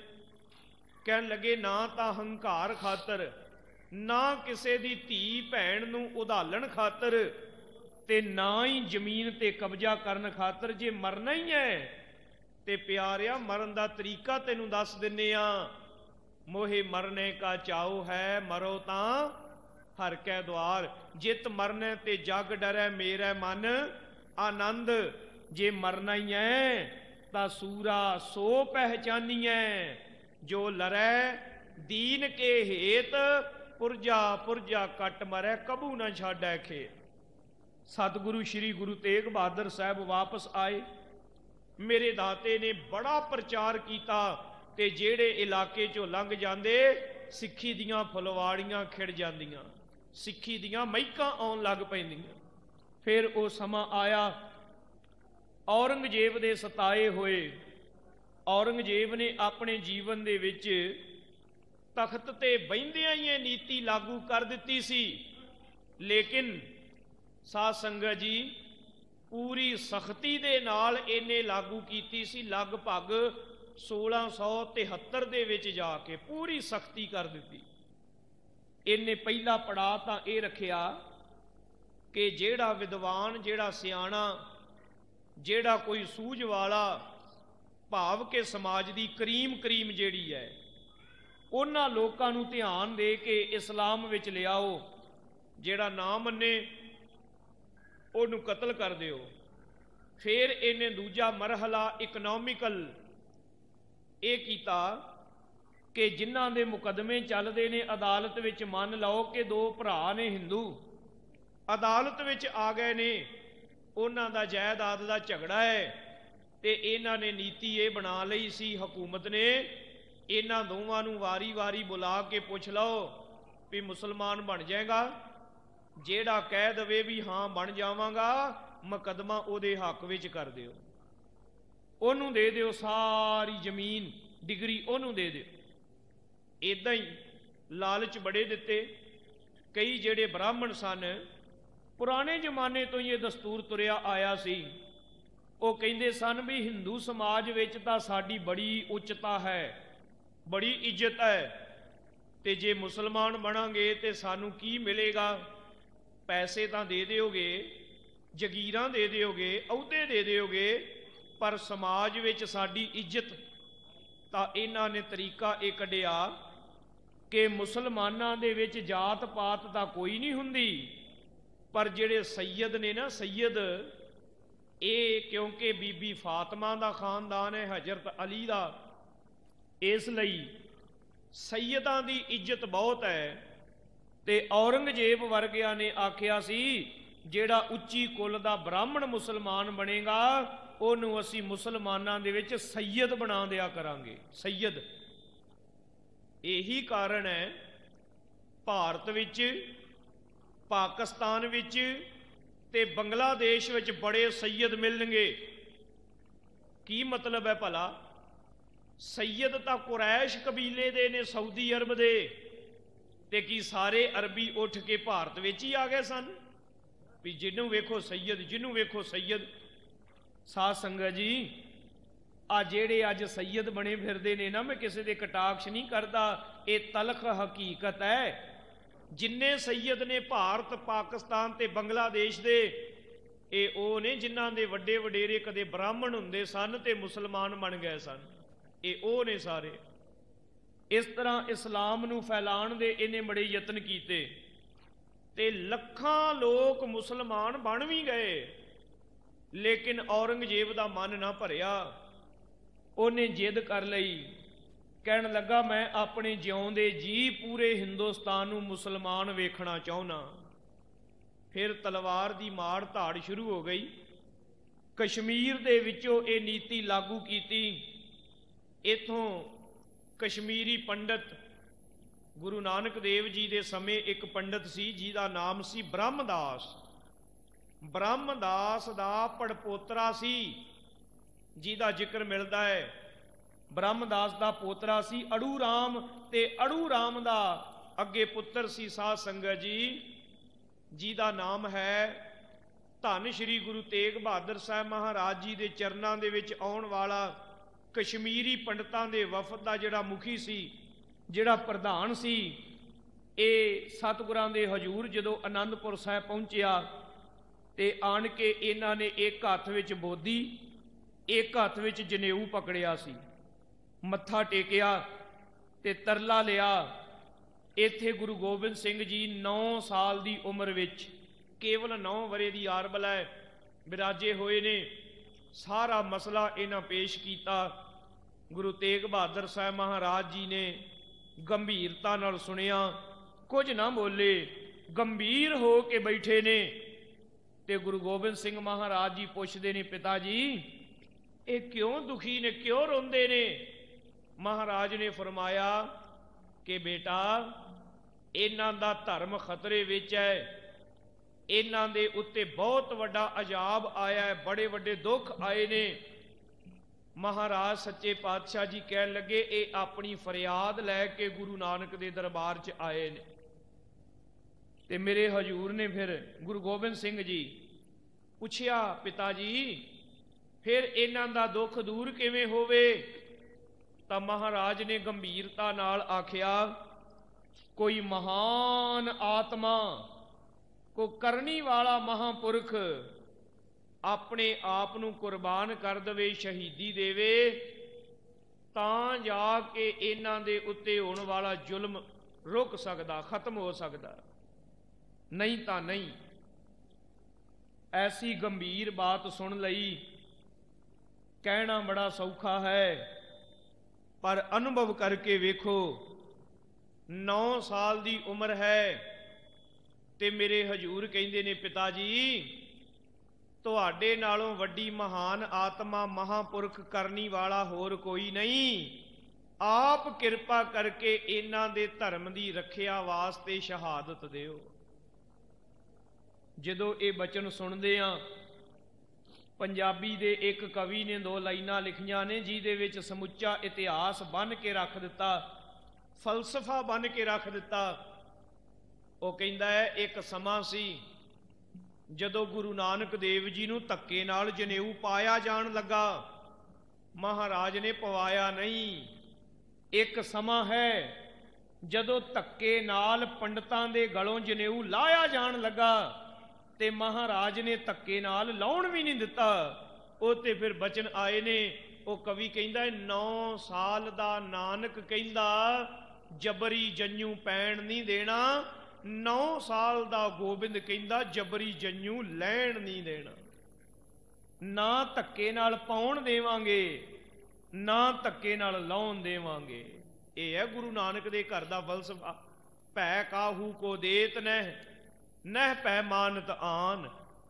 जदों ये बचन बिलास होए ने, गुरु तेग बहादुर साहब जी बड़े प्रसन्न होए ते पंडितां नूं तरवास दित्ती। उत्थे प्यारिओ ये बचन जरूर आपां फिर चेते करिए। कवि राम नारायण सिंह दर्दी ने लिखिया है, ਕਿਹਾ ਪਾਤਸ਼ਾਹ ਬੱਚਿਓ ਘਰੀ ਜਾਵੋ, ਸੀਸ ਦੇ ਕੇ ਧਰਮ ਬਚਾਵਾਂਗਾ ਮੈਂ। ਹਿੰਦੂ ਧਰਮ ਦੇ ਬੁਝ ਰਹੇ ਦੀਵੇ ਅੰਦਰ, ਤੇਲ ਆਪਣੇ ਲਹੂ ਦਾ ਪਾਵਾਂਗਾ ਮੈਂ। ਪਾਇਆ ਦੇਸ਼ ਦੀਆਂ ਜੜ੍ਹਾਂ ਵਿੱਚ ਖੂਨ ਆਪਣਾ, ਭਾਰਤ ਵਰਸ਼ ਦਾ ਬਾਗ ਤਾਂ ਫਲ ਰਿਹਾ ਹੈ। ਹਿੰਦੂ ਮੰਦਰ ਦੇ ਦੀਵੇ ਵਿੱਚ ਅੱਜ ਵੀ ਲਹੂ ਗੁਰੂ ਤੇਗ ਬਹਾਦਰ ਦਾ ਬਲ ਰਿਹਾ ਹੈ। ਤੁਹਾਡੇ ਮੰਦਰ ਦੇ ਦੀਵੇ ਨਹੀਂ ਬੁਝਣ ਦਿਆਂਗੇ, ਭਾਵੇਂ ਆਪਣਾ ਖੂਨ ਦੇਣਾ ਪਵੇ। ਤੁਹਾਡੇ ਮੰਦਰਾਂ ਦੇ ਟੱਲ ਨਹੀਂ ਟੁੱਟਣ ਦਿਆਂਗੇ, ਭਾਵੇਂ ਆਪਣਾ ਸੀਸ ਕਟਵਾਉਣਾ ਪਵੇ। ਵੇਖੋ ਗੁਰਮੁਖੋ, ਜਿਹੜੀ ਰਵਾਇਤ, ਜਿਹੜੇ ਦਰਸ਼ਨ ਸ਼ਾਸਤਰ ਨੂੰ, ਵਿਚਾਰਾਂ ਨੂੰ, ਜਿਹੜੇ ਧਰਮ ਨੂੰ ਆਪ ਨੇ 200 ਸਾਲ ਪਹਿਲਾਂ ਨਕਾਰ ਦਿੱਤਾ ਸੀ, ਜਿੱਦਣ ਉਹਦੇ ਤੇ ਖਤਰਾ ਆਇਆ, ਮੇਰੇ ਹਜੂਰ ਕਹਿੰਦੇ ਭਾਵੇਂ ਅਸੀਂ ਮੰਨਦੇ ਨਹੀਂ ਆ, ਪਰ ਇਹ ਅਧਿਕਾਰ ਕਿਸੇ ਨੂੰ ਨਹੀਂ ਦਵਾਂਗੇ ਕੋਈ ਧੱਕੇ ਨਾਲ ਕਿਸੇ ਦਾ ਧਰਮ ਤਬਦੀਲ ਕਰਵਾ ਦੇ। ਅੱਜ ਕੱਲ ਕਿਹਾ ਜਾਂਦਾ ਨਾ, ਸ਼ਬਦ ਵਰਤੇ ਜਾਂਦੇ ਨੇ ਜਿਹੜੇ, ਇਹ ਜੀ ਹਿਊਮਨ ਰਾਈਟਸ, ਇਹ ਜਿਹੜਾ ਰਾਈਟ ਆਫ ਰਿਲੀਜਨ ਹੈ ਵੀ ਆਪਣੀ ਮਰਜ਼ੀ ਨਾਲ ਆਪਣਾ ਧਰਮ ਮੈਂ ਮੰਨਾਂਗਾ, ਰਾਈਟ ਆਫ ਰਿਲੀਜਨ, ਜਾਂ ਕਹਿੰਦੇ ਨੇ ਕਿ ਇਹ ਜੀ ਸਾਡੇ ਜਿਹੜੇ ਰਾਈਟ ਆਫ ਕੌਨਸ਼ੈਂਸ, ਸਾਡੀ ਆਪਣੀ ਵਿਚਾਰ ਜੋ ਵੀ ਮੈਂ ਰੱਖਣੀ ਹੋਵੇ ਉਹਦੇ ਬਾਬਤ ਮੇਰੀ ਆਜ਼ਾਦੀ ਹੋਵੇ। ਇਹ ਸਾਰੀ ਦੇਣ ਧੰਨ ਸ਼੍ਰੀ ਗੁਰੂ ਤੇਗ ਬਹਾਦਰ ਸਾਹਿਬ ਮਹਾਰਾਜ ਜੀ ਦੀ ਹੈ। ਜਦੋਂ ਹੁਕਮ ਕੀਤਾ ਹੈ ਤੇ ਉਹ ਚਲੇ ਗਏ। ਇਧਰ ਬਾਦਸ਼ਾਹ ਔਰੰਗਜ਼ੇਬ ਨੂੰ ਪਤਾ ਲੱਗਾ, ਇਹਨੇ ਸਾਧ ਸੰਗਤ ਜੀ ਹੁਕਮ ਜਾਰੀ ਕਰ ਦਿੱਤਾ ਗੁਰੂ ਤੇਗ ਬਹਾਦਰ ਸਾਹਿਬ ਨੂੰ ਗ੍ਰਿਫਤਾਰ ਕੀਤਾ ਜਾਵੇ। ਹਲਕਾਰੇ ਆਏ ਨੇ, ਪਰ ਮਹਾਰਾਜ ਹੁਣ ਇੱਕ ਫੇਰਾ ਪਾਉਣਾ ਚਾਹੁੰਦੇ ਨੇ ਭਾਰਤ ਦੇਸ਼ ਦੇ ਸੁੱਤੇ ਲੋਕਾਂ ਨੂੰ ਜਗਾਉਣ ਲਈ। ਆਨੰਦਪੁਰ ਸਾਹਿਬ ਤੋਂ ਫਿਰ ਪਟਿਆਲਾ, ਸਮਾਣਾ ਵਗੈਰਾ ਹੁੰਦੇ ਹੁੰਦੇ ਆਗਰੇ ਤੱਕ ਗਏ। ਉਹ ਸਾਖੀ ਆਪਾਂ ਸੁਣਦੇ ਹਾਂ, ਇੱਕ ਖੇਡ ਵਰਤਾ ਦਿੱਤੀ, ਇੱਕ ਆਜੜੀ ਨੂੰ ਆਪਣੀ ਅੰਗੂਠੀ ਦੇ ਕੇ ਇੱਕ ਖੇਡ ਹੀ ਸੀ। ਸਾਧ ਸੰਗਤ ਜੀ ਆਪਣੇ ਆਪ ਨੂੰ ਗ੍ਰਿਫਤਾਰ ਕਰਵਾਇਆ। ਜਦੋਂ ਗ੍ਰਿਫਤਾਰ ਕਰਕੇ ਲਿਆਂਦਾ ਗਿਆ, ਔਰੰਗਜ਼ੇਬ ਓਨੀ ਦਿਨੀ ਕਹਿੰਦੇ ਨੇ ਦਿੱਲੀ ਵਿੱਚ ਨਹੀਂ ਸੀ, ਇਹ ਹਸਨ ਅਬਦਾਲ ਗਿਆ ਹੋਇਆ ਹੈ। ਇਹਨੇ ਕੁਝ ਬੰਦਿਆਂ ਦੀ ਡਿਊਟੀ ਲਾ ਦਿੱਤੀ ਗੁਰੂ ਤੇਗ ਬਹਾਦਰ ਸਾਹਿਬ ਜੀ ਨੂੰ, ਜ਼ੋਰ ਪਾ ਕੇ, ਵਰਗਲਾ ਕੇ, ਲਾਲਚ ਦੇ ਕੇ, ਤਸੀਹੇ ਦੇ ਕੇ ਵੀ ਕਿੰਨੇ ਯਤਨ ਕਰਨੇ ਪੈ ਜਾਣ ਕਰ ਲਓ, ਪਰ ਇਹਨਾਂ ਨੂੰ ਮੁਸਲਮਾਨ ਬਣਾਉਣਾ ਹੈ। ਉਹ ਸਵਾਲ ਜਵਾਬ ਬੜੇ ਹੁੰਦੇ ਰਹੇ, ਉਹੀ ਸਵਾਲ ਜਿਹੜੇ ਪਹਿਲੇ ਪਾਤਸ਼ਾਹ ਵੇਲੇ ਵੀ ਹੁੰਦੇ ਨੇ। ਜਦੋਂ ਕਹਿੰਦੇ ਨੇ ਇਸਲਾਮ ਵਿੱਚ ਆਓ, ਤੇ ਤੁਸੀਂ ਕਿਤੇ ਡਿਕਸ਼ਨਰੀ ਲੈ ਕੇ ਵੇਖਣਾ, ਇਸਲਾਮ ਦਾ ਅਰਥ ਹੈ ਸਮਰਪਣ। ਇਸਲਾਮ ਦਾ ਸ਼ਬਦੀ ਅਰਥ ਬਣਦਾ ਹੈ ਸਮਰਪਣ। ਮੇਰੇ ਹਜੂਰ ਨੇ ਪੁੱਛਿਆ ਸਮਰਪਣ ਕਿਹਦੇ ਅੱਗੇ? ਉਹ ਕਹਿੰਦੇ ਅੱਲਾ ਅੱਗੇ। ਗਰੀਬ ਨਿਵਾਜ ਜੀ ਕਹਿੰਦੇ ਨੇ ਉਹਦੇ ਅੱਗੇ ਤੇ ਅਸੀਂ ਪਹਿਲਾਂ ਹੀ ਸਮਰਪਿਤ ਹਾਂ। ਕਿਵ ਸਚਿਆਰਾ ਹੋਈਐ, ਕਿਵ ਕੂੜੈ ਟੁੱਟੈ ਪਾਲ, ਹੁਕਮ ਰਜਾਈ ਚੱਲਣਾ। ਅਸੀਂ ਤੇ ਪਹਿਲਾਂ ਹੀ ਸਮਰਪਿਤ ਹਾਂ, ਹੁਕਮ ਰਜਾਈ ਚੱਲਣਾ ਨਾਨਕ ਲਿਖਿਆ ਨਾਲ। ਜੋ ਤੁਧ ਭਾਵੈ ਨਾਨਕਾ ਸਾਈ ਗੱਲ ਚੰਗੀ, ਜੋ ਤੁਧ ਭਾਵੈ ਸਾਈ ਭਲੀ ਕਾਰ, ਤੂੰ ਸਦਾ ਸਲਾਮਤ ਨਿਰੰਕਾਰ। ਅਸੀਂ ਤੇ ਪਹਿਲਾਂ ਹੀ ਉਹਦੇ ਅੱਗੇ ਸਮਰਪਿਤ। ਕਹਿਣ ਲੱਗੇ ਤੁਸੀਂ ਰੱਬ ਦੇ ਅੱਗੇ ਹੋ ਕੇ ਕਲਮਾ ਪੜੋ, ਕਲਮਾ ਸ਼ਹਾਦਤ, ਇਹਦਾ ਕੀ ਮਤਲਬ? ਇਕਰਾਰ ਕਰਨਾ ਖੁਦਾ ਦਾ, ਅੱਲਾ ਦਾ। ਕਹਿਣ ਲੱਗੇ ਅਸੀਂ ਪਹਿਲਾਂ ਹੀ ਉਹਦੇ ਇਕਰਾਰ ਵਿੱਚ ਹਾਂ। ਨਮਾਜ਼ ਪੜੋ, ਆਖਿਆ ਨਮਾਜ਼ਾਂ ਪਹਿਲਾਂ ਹੀ ਪੜ੍ਹਦੇ ਹਾਂ, 5 ਨਮਾਜ਼ਾਂ ਵਕਤ, 5 ਪੰਜਾ ਪੰਜੇ ਨਾਉ। ਜੇ ਤੇ ਇਸਲਾਮ ਕਹਿੰਦੇ ਹੋ ਅੱਲਾ ਦਾ, ਤੇ ਫਿਰ ਅਸੀਂ ਪਹਿਲਾਂ ਹੀ ਸਮਰਪਿਤ ਹਾਂ ਉਹਨੂੰ। ਤੇ ਜੇ ਕਹਿੰਦੇ ਹੋ ਵੀ ਇਸਲਾਮ ਤੁਹਾਡਾ, ਵੀ ਤੁਹਾਡੇ ਅੱਗੇ ਸਮਰਪਿਤ ਹੋਈਏ। ਮੇਰੇ ਹਜੂਰ ਕਹਿਣ ਲੱਗੇ ਜਿਹੜਾ ਅੱਲਾ ਨੂੰ ਸਮਰਪਿਤ ਹੋ ਗਿਆ ਹੋਵੇ ਉਹ ਬੰਦਿਆਂ ਨੂੰ ਸਮਰਪਿਤ ਨਹੀਂ ਹੁੰਦਾ। ਮੈਨੂੰ ਖਿਮਾ ਕਰਨਾ, ਅੱਜ ਵੀ ਡਿਬੇਟ ਚੱਲਦੀ। ਕਹਿੰਦੇ ਇਸਲਾਮ ਦੋ ਨੇ। ਆਖੇ ਉਹ ਕਿਵੇਂ? ਇੱਕ ਇਸਲਾਮ ਹੈ ਅੱਲਾ ਦਾ, ਇੱਕ ਇਸਲਾਮ ਹੈ ਮੁੱਲਾ ਦਾ। ਸਾਧ ਸੰਗਤ ਜੀ ਗੱਲ ਸਮਝਣ ਵਾਲੀ ਜੇ। ਅੱਲਾ ਦਾ ਇਸਲਾਮ ਤਾਂ ਕੁਦਰਤ ਦਾ ਧਰਮ ਹੈ, ਉਹ ਤਾਂ ਸਾਰੀ ਮਾਨਵਤਾ ਦਾ ਧਰਮ ਹੈ।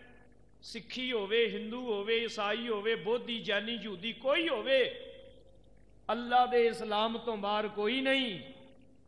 ਤੇ ਜਿਹੜਾ ਮੁੱਲਾ ਦਾ ਇਸਲਾਮ ਹੈ ਉਹ ਕਹਿੰਦਾ ਮੇਰੇ ਹੁਕਮ ਤੋਂ ਬਗੈਰ ਕੁਝ ਨਹੀਂ, ਸਾਰੇ ਮੇਰੀ ਮੁਤਾਬਕ ਮੇਰੇ ਅਨੁਸਾਰ ਚੱਲੋ। ਸਾਧ ਸੰਗਤ ਜੀ, ਉਸ ਇਸਲਾਮ ਨੂੰ ਸਿੱਖੀ ਨੇ ਖਾਰਜ ਕੀਤਾ ਹੋਇਆ, ਉਹ ਨਹੀਂ ਮੰਨਿਆ। ਜਦੋਂ ਕਹਿੰਦੇ ਨੇ ਲਾ ਇਲਾਹਾ ਇਲ ਅੱਲਾਹ, ਇਹਦਾ ਮਤਲਬ ਹੈ ਇੱਕ ਰੱਬ ਪੂਜਣ ਯੋਗ ਹੈ, ਉਹਦੇ ਤੋਂ ਬਿਨਾਂ ਕਿਸੇ ਹੋਰ ਨੂੰ ਨਾ ਪੂਜੋ। ਇਹਨੂੰ ਸਾਧ ਸੰਗਤ ਜੀ ਗੁਰਮਤਿ ਨੇ ਬਿਲਕੁਲ ਮੰਨਿਆ ਹੈ, ਬਿਲਕੁਲ ਸੱਚ ਹੈ। ਫਿਰ ਉਹ ਕਹਿੰਦੇ ਮੁਹੰਮਦ ਰਸੂਲ ਅੱਲਾ, ਕੇਵਲ ਮੁਹੰਮਦ ਰਸੂਲ ਹੈ। ਮੇਰੇ ਪਾਤਸ਼ਾਹ ਜੀ ਕਹਿੰਦੇ ਨੇ ਭੋਲਿਓ ਕਿੱਥੇ ਤੁਰੇ ਫਿਰਦੇ ਹੋ, ਏਕ ਸ਼ਿਵ ਭਏ ਏਕ ਗਏ ਏਕ ਫੇਰ ਭਏ, ਰਾਮਚੰਦਰ ਕ੍ਰਿਸ਼ਨ ਕੇ ਅਵਤਾਰ ਵੀ ਅਨੇਕ ਹੈ। ਫਿਰ ਕਹਿੰਦੇ ਪੀਰ ਔ ਪੈਗੰਬਰ ਕੇਤੇ ਗਨੇ ਨਾ ਪਰਤ ਏਤੇ, ਭੂਮ ਹੀ ਤੇ ਹੋਏ ਕੇ ਫਿਰ ਭੂਮ ਹੀ ਮਿਲਾਏ ਹੈ। ਕਿੰਨੇ ਮੁਹੰਮਦ ਆਏ ਤੇ ਕਿੰਨੇ ਚਲੇ ਗਏ, ਗਿਣਤੀ ਕੋਈ ਨਹੀਂ। ਤੁਸੀਂ ਕਿਹੜੇ ਇੱਕ ਦੀ ਗੱਲ ਕਰਦੇ, ਇੱਥੇ ਤੇ ਰੋਜ਼ ਆਉਂਦੇ ਨੇ ਰੋਜ਼ ਜਾਂਦੇ ਨੇ, ਪਤਾ ਨਹੀਂ ਕਿੰਨੇ ਕਾ ਗਏ। ਇੱਥੇ ਬਹੁਤ ਵਾਰਤਾਲਾਪ ਹੋਈ। ਸ਼ੇਖ ਅਹਿਮਦ ਸਰਹੰਦੀ, ਜਿਹਨੂੰ ਆਮ ਤੌਰ ਤੇ ਸ਼ੇਖ ਮੁਜੱਦਦ ਅਲਫਸਾਨੀ ਕਰਕੇ ਕਿਹਾ ਜਾਂਦਾ ਹੈ, ਇਹਦਾ ਮਕਬਰਾ ਹੈ ਸਰਹੰਦ ਵਿੱਚ, ਫਤਿਹਗੜ੍ਹ ਸਾਹਿਬ ਦੇ ਕੋਲ ਹੀ ਹੈ। ਇਹਦਾ ਗੱਦੀ ਨਸ਼ੀਨ ਸੀ ਇਹਦਾ ਚੇਲਾ ਸ਼ੇਖ ਸੈਫੂਦੀਨ। ਇੱਕ ਤਾਂ ਸੈਫੂਦੀਨ ਗੁਰੂ ਤੇਗ ਬਹਾਦਰ ਜੀ ਦਾ ਸਿੱਖ ਹੋਇਆ, ਬਹਾਦਰਗੜ੍ਹ ਵਾਲਾ ਉਹ ਨਹੀਂ, ਇਹ ਸਰਹੰਦ ਵਾਲਾ ਹੈ ਜਿਹੜਾ ਦਿੱਲੀ ਵਿੱਚ ਔਰੰਗਜ਼ੇਬ ਦੇ ਕੋਲ ਸੀ। ਇਹਦੇ ਨਾਲ ਵਾਰਤਾਲਾਪ ਬੜੀ ਹੋਈ।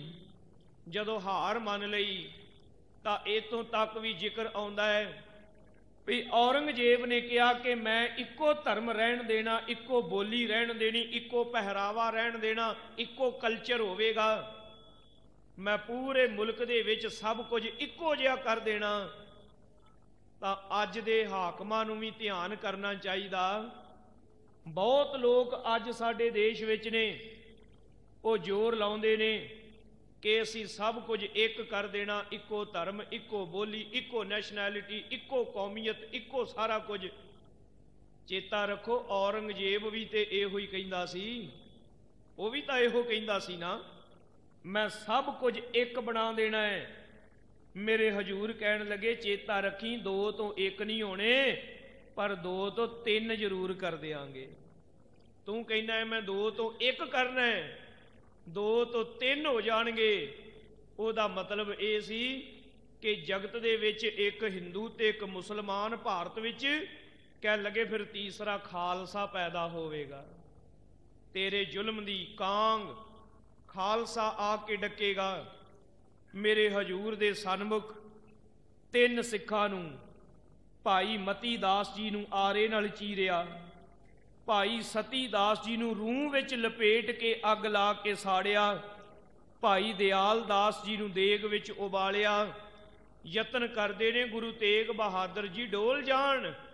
ਮਹਾਰਾਜ ਡੋਲਣਾ ਕੀ ਹੈ, ਸਗੋਂ ਸਿੱਖ ਵੀ ਇੰਨੀ ਚੜ੍ਹਦੀ ਕਲਾ ਵਿੱਚ ਨੇ ਕਿ ਆਰੇ ਨਾਲ ਚੀਰਨ ਵਾਲੇ ਹੈਰਾਨ ਹੋ ਗਏ, ਰੂਹ ਵਿੱਚ ਸਾੜਨ ਵਾਲੇ ਆਪ ਅੰਦਰੋਂ ਸੜ ਗਏ, ਤੇ ਉਬਾਲਣ ਵਾਲਿਆਂ ਦਾ ਆਪਣਾ ਆਪਾ ਗਰਕ ਹੋ ਗਿਆ। ਸ਼ਰਮਿੰਦਗੀ ਦੇ ਵਿੱਚ ਇੰਨਾ ਜ਼ੁਲਮ ਕੀਤਾ। ਤੇ ਅੱਗੋਂ ਆਵਾਜ਼ ਕੀ ਆਉਂਦੀ ਹੈ, ਆਰਾ ਪਿਆਰਾ ਲਗਤ ਹੈ, ਕਾਰਾ ਕਰੋ ਬਨਾਏ, ਸਿਰ ਜਾਵੇ ਤਾਂ ਜਾਵੇ, ਮੇਰਾ ਸਿੱਖੀ ਸਿਦਕ ਨਾ ਜਾਏ। ਉਹ ਆਵਾਜ਼ ਆ ਰਹੀ ਹੈ, ਮੇਰਾ ਸਿੱਖੀ ਸਿਦਕ ਨਾ ਜਾਵੇ। ਧੰਨ ਗੁਰੂ ਤੇਗ ਬਹਾਦਰ ਸਾਹਿਬ ਜੀ, ਅੱਜ ਦਾ ਜਿਹੜਾ ਦਿਨ ਹੈ ਖਾਲਸਾ ਜੀ, ਦੇਸੀ ਮਹੀਨੇ ਦੇ ਅਨੁਸਾਰ, ਕਿਉਂਕਿ ਅੰਗਰੇਜ਼ੀ ਤਰੀਕ ਜਿਹੜੀ ਵਿਦਵਾਨਾਂ ਸਾਰਿਆਂ ਨੇ ਲਿਖੀ ਆ ਨਾ, ਅੰਗਰੇਜ਼ੀ ਤਰੀਕ ਤਾਂ 11 ਨਵੰਬਰ ਦੀ ਹੈ। ਮੇਰੇ ਸਤਿਗੁਰੂ ਜੀ ਦੇਸੀ ਮਹੀਨੇ ਅਨੁਸਾਰ ਅੱਜ ਦੇ ਦਿਨ ਚਾਂਦਨੀ ਚੌਂਕ ਦੇ ਵਿੱਚ ਮੇਰੇ ਦਾਤਾ ਜੀ ਚੌਂਕੜਾ ਲਾ ਕੇ ਬੈਠੇ। ਤਸੀਹੇ ਬੜੇ ਦਿੱਤੇ ਗਏ ਨੇ, ਪਹਿਲਾਂ ਭੁੱਖਾ ਪਿਆਸਾ ਰੱਖਿਆ, ਪਿੰਜਰੇ ਵਿੱਚ ਕੈਦ ਕੀਤਾ, ਜਿਹਨੂੰ ਅੰਦਰੋਂ ਸੂਲਾਂ ਲੱਗੀਆਂ ਨੇ, ਹਿੱਲਿਆ ਨਾ ਜਾਵੇ, ਬੜੇ ਤਸੀਹੇ ਦਿੱਤੇ। ਆਖਰ ਮੇਰੇ ਹਜੂਰ ਚੌਂਕੜਾ ਲਾਇਆ, ਵਾਹਿਗੁਰੂ ਜਪਜੀ ਸਾਹਿਬ ਜੀ ਦਾ ਪਾਠ ਕੀਤਾ ਹੈ। ਉਸ ਵੇਲੇ ਸਮਾਣੇ ਦਾ ਰਹਿਣ ਵਾਲਾ ਜਲਾਦ ਜਲਾਲੂਦੀਨ, ਧੰਨ ਸ਼੍ਰੀ ਗੁਰੂ ਤੇਗ ਬਹਾਦਰ ਸਾਹਿਬ, ਉਸ ਵੇਲੇ ਨੂੰ ਅੱਖਾਂ ਅੱਗੇ ਲਿਆ ਕੇ ਕਿਸੇ ਕਵੀ ਨੇ ਬੜੇ ਪਿਆਰੇ ਬਚਨ ਲਿਖੇ। ਉਹ ਤੇਗ ਵਿਖਾ ਕੇ ਡਰਾਉਂਦਾ ਹੈ, ਸ਼ਾਇਦ ਗੁਰੂ ਡਰ ਜਾਵੇਗਾ ਨੰਗੀ ਤਲਵਾਰ ਵੇਖ ਕੇ। ਤੇ ਮੇਰੇ ਪਾਤਸ਼ਾਹ ਕਹਿੰਦੇ ਨੇ, ਜੇ ਤੇਰੇ ਹੱਥ ਵਿੱਚ ਤੇਗ ਹੈ ਨਾ, ਤੇ ਚੇਤਾ ਰੱਖ ਮੇਰੇ ਪਿਤਾ ਨੇ ਮੇਰਾ ਨਾਮ ਤੇਗ ਬਹਾਦਰ ਰੱਖਿਆ ਹੈ। ਤੇਰੇ ਹੱਥ ਵਿੱਚ ਤੇਗ ਹੈ, ਮੈਂ ਵੀ ਤੇਗ, ਤੇ ਕੱਢ ਲੈ ਤੇਗ ਤੂੰ ਵੀ। ਤੂੰ ਤੇਗ ਲਈ ਫਿਰਦਾ, ਮੇਰਾ ਨਾਂ ਹੀ ਤੇਗ ਬਹਾਦਰ ਹੈ। ਮੈਂ ਵੀ ਤੇਗ, ਤੇ ਕੱਢ ਲੈ ਤੇਗ ਤੂੰ ਵੀ। ਇੱਕ ਦੋ ਨਹੀਂ, ਪਰਖ ਲੈ 100 ਤੇਗਾਂ। ਇੱਕ ਦੋ ਦੀ ਕਿਹੜੀ ਗੱਲ ਕਰਦਾ ਹੈ? ਕਹਿਣ ਲੱਗੇ ਸੀ ਤੇ ਬਚਪਨ ਹੀ ਤੇਗਾਂ ਦੀ ਛਾਂ ਵਿੱਚ ਗੁਜ਼ਾਰਿਆ ਹੈ। 13 ਵਰਿਆਂ ਦੀ ਉਮਰ ਵਿੱਚ ਤੇਗ ਵਾਹੀ ਹੈ। ਆਪਣੇ ਪਿਤਾ ਦੀਆਂ 2 ਤੇਗਾਂ ਉਹਦੀ ਛਾਵੇਂ ਵੇਂਦੇ ਰਹੇ ਆ। ਔਰੰਗਜ਼ੇਬ ਦਾ ਪਿਓ ਸ਼ਾਹਜਹਾਂ, ਉਹ ਗੁਰੂ ਹਰਗੋਬਿੰਦ ਸਾਹਿਬ ਨੂੰ ਪਰਖਦਾ ਰਿਹਾ, ਹਜ਼ਾਰਾਂ ਹਜ਼ਾਰਾਂ ਤੇਗਾਂ ਘੱਲ ਕੇ। ਮੇਰੇ ਦਾਤਾ ਜੀ ਕਹਿਣ ਲੱਗੇ, ਤੇਗਾਂ ਦੇ ਸਾਹਮਣੇ ਝੁਕਣ ਵਾਲਾ ਸਿਰ ਨਹੀਂ, ਇਹ ਤੇਗ ਬਹਾਦਰ ਦਾ ਸੀਸ ਹੈ। ਇਹ ਤਨ ਤੋਂ ਜੁਦਾ ਹੋਵੇਗਾ, ਪਰ ਇਹ ਤਨ ਤੋਂ ਜੁਦਾ ਹੋ ਕੇ ਵੀ ਤੁਹਾਡੇ ਅੱਗੇ ਝੁਕਣਾ ਨਹੀਂ ਹੈ। ਉਰਦੂ ਦੇ ਸ਼ਾਇਰ ਦੇ ਬੜੇ ਪਿਆਰੇ ਬੋਲ ਨੇ। ਉਹ ਕਹਿੰਦਾ, ਜ਼ਿੰਦਗੀ ਮੌਤ ਤਾਂ ਹਰ ਇੱਕ ਦੇ ਨਾਲ ਇਹ ਖੇਡ ਖੇਡੀ ਜਾਣੀ ਹੈ। ਜ਼ਿੰਦਗੀ ਮਿਲੀ ਹੈ, ਮੌਤ ਵੀ ਆਵੇਗੀ। ਕੋਈ ਮਨੁੱਖ ਮਰ ਜਾਵੇ ਇਹ ਵੱਡੀ ਗੱਲ ਨਹੀਂ। ਵੱਡੀ ਗੱਲ ਇਹ ਹੈ, ਇਹਦੀ ਮੌਤ ਦਾ ਸਬਬ ਕੀ ਹੈ, ਇਹਨੇ ਆਪਣੇ ਜੀਵਨ ਦੇ ਵਿੱਚ ਕਾਰਨਾਮਾ ਕੀ ਕੀਤਾ। ਕਹਿਣ ਲੱਗੇ, ਜੇ ਜਾਂ ਤੋਂ ਆਨੀ ਜਾਨੀ ਹੈ, इस जहाँ की कोई बात नहीं, जिस धज से कोई मकतल में गया वो शान सलामत रहती है। मरन वालियां दी गिनती कोई नहीं, रोज लखां करोड़ा मर जाते ने, पर जदों धन श्री गुरु तेग बहादुर जी का वर्णन आवेगा, फिर गुरु गोबिंद सिंह महाराज के बचन पढ़ांगे। तिलक जन्यू राखा प्रभ ताका, कीनो बड्डो कलू मह साका। ते साका कैसा कीता, साधन हेत इति जिन करी। इत्थे साधन का अर्थ आवेगा मजलूम, साधन का अर्थ आवेगा गरीब साधु। साधन बनिया है साध, ते साध नूं बहु गिणती विच आखिया साधन, ते एदा इत्थे अर्थ आवेगा मजलूमां गरीबां लई। कहण लगे साधन हेत इति जिन करी, सीस दिया पर सी ना उचरी। फिर मेरे दाता जी कहते धर्म हेत साका जिन किया, सीस दिया पर सिर ना दिया।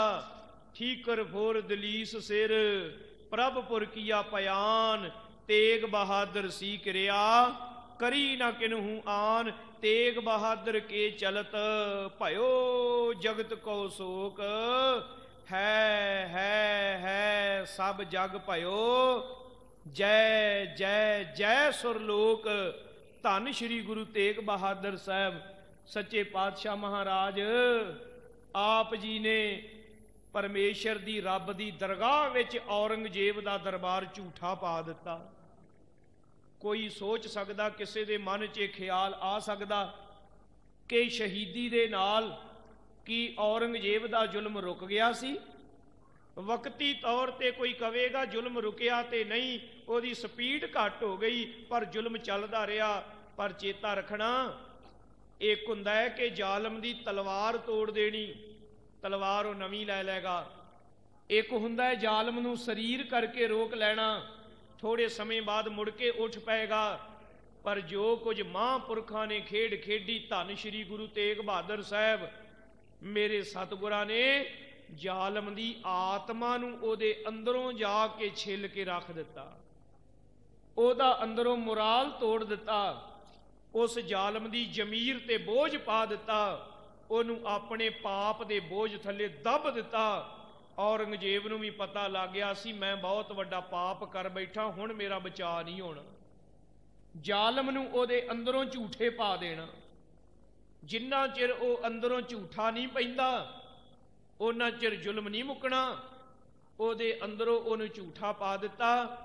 मेरे दाते ने ऐसी खेड वरताई कि कवि संतोख सिंह जी का बचन आप पढ़ लईए। कवि जी कहते ने, भाई संतोख सिंह जी, छाए जाती एकता अनेकता बिलाए जाती, होवती कुचीलता। कतेबन कुरान की एक घटना याद आई है, मैं जरूर बेनती करता जावां। ਜਦੋਂ ਮੇਰੇ ਸਤਿਗੁਰਾਂ ਦਾ 300 ਸਾਲਾ ਸ਼ਹੀਦੀ ਗੁਰਪੁਰਬ ਮਨਾਇਆ ਜਾ ਰਿਹਾ ਸੀ ਤਾਂ ਭਾਰਤ ਦੇ ਵਿੱਚ ਐਮਰਜੈਂਸੀ ਲੱਗੀ ਹੋਈ ਸੀ।